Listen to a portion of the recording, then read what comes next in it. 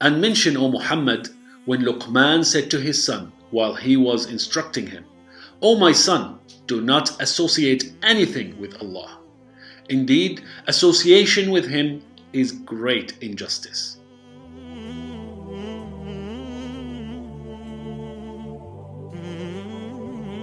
Aqeedah, what is it? Why to introduce it first for our children? And what I did with my kids. The first thing Luqman taught his son was, do not associate anything with Allah. This is the concept at the heart of our Aqeedah, that Allah is one and not to associate anything with Him. But why do we need to introduce and really ingrain this concept first for our children? Simple. If you want our children to truly be connected to Allah, we need to set the correct foundation by ingraining the Aqeedah. This way, they will have a strong, firm belief in Allah. With this strong, firm belief in Allah and His oneness, our children will be geared towards Allah in all that they do. So before knowing how to pray, or how to fast, or how to make wudu, our children need to know why and for whom they do these things. And by knowing why and for whom they do these acts of worship, they will want to do them. A lot of us might overlook this important point.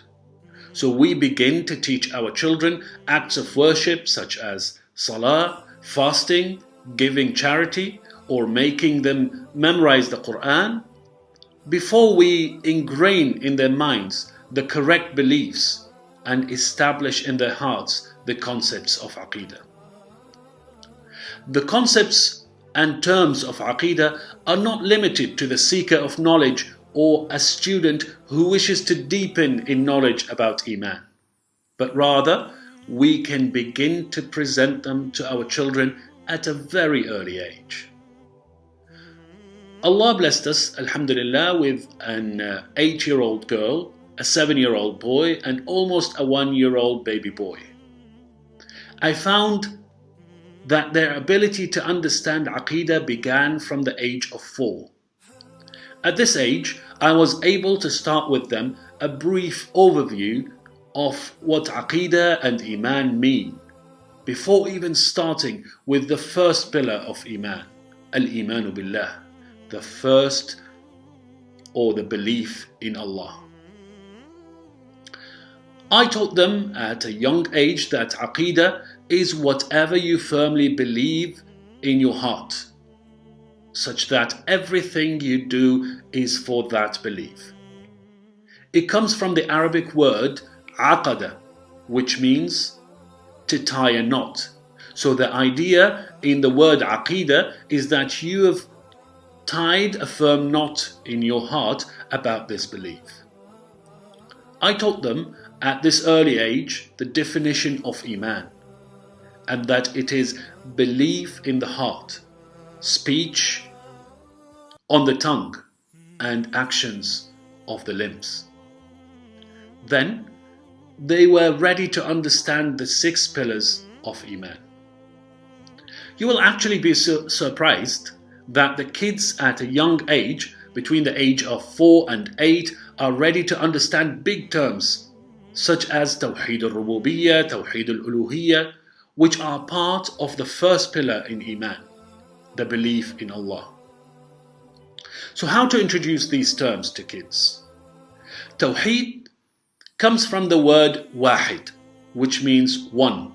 So Tawheed means to single out Allah alone, to single out Allah alone. And Tawheed al-Rububiyyah means Allah alone is the one who, 1, creates, 2, controls, and 3, provides. So we break down the term Tawheed al-Rububiyyah into that Allah is the creator, the controller, and the provider. This way, it will be easy to teach the kids that, number 1, Allah is the creator. There is nothing that exists anywhere except that Allah created it, and no one else can create anything. Only Allah. He made all the people, He made all the trees, rivers, mountains, skies, sun, moon, stars. He made the animals and even the tiny little flies. So I use every possible opportunity to ingrain these facts into our kids' hearts. Number 2, teach them that Allah controls the whole universe and the whole of creation. There is nothing that exists that is outside of His control or His will. Listen to the same surah, Surah Luqman, in a different verse, how Luqman taught his son how Allah controls everything. He said, "O my son, indeed if wrong should be the weight of a mustard seed, very tiny, very small, and should be within a rock or anywhere in the heavens or in the earth, Allah will bring it forth. Indeed, Allah is the knower of all subtleties and all hidden secrets, and is all aware." Number 3, Allah is the provider. Everything that exists is in need for Him, or in need of Him, and in need of His provision. But He is not in need of anything or anyone. I taught my kids that Allah sends the rain to water plants, to make them grow, to provide food for animals and humans. There is nothing that you do, eat or spend except it was given to you by Allah, and no one else can provide for you except Him.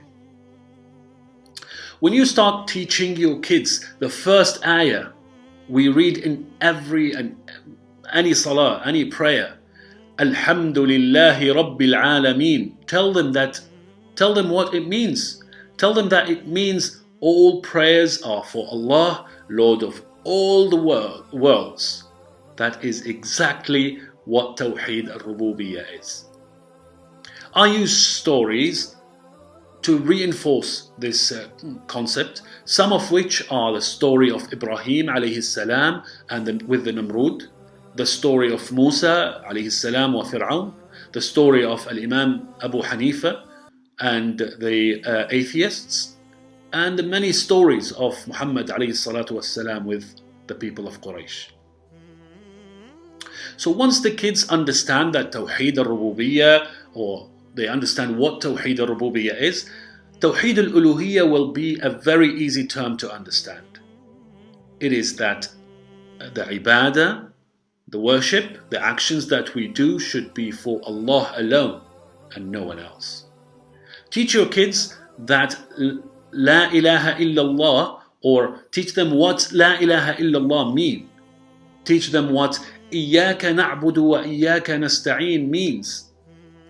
This is exactly what Tawhid al-Rububiyyah or Tawhid al-Uluhiyyah is. So now your children will easily understand what ibadah means. It is everything that Allah loves, from the actions and speech, both the apparent and the hidden. So when the children know that ibadah is not just prayer or dua or reading Quran, but is everything that Allah loves, then we realize that we also need to tell them about what Allah loves and hates, so that we know what to do to worship Him and what to avoid. In other words, we need to learn our religion. I believe that by embedding these concepts in our children, acts of worship in their different forms, such as salah, fasting and others, will follow anyway, and easily, with no much effort. And you will make your children's actions reflect what in their hearts. And you will avoid having children, or we will avoid having children with excellent acts of worship, but with hearts unfortunately not connected or linked to Allah.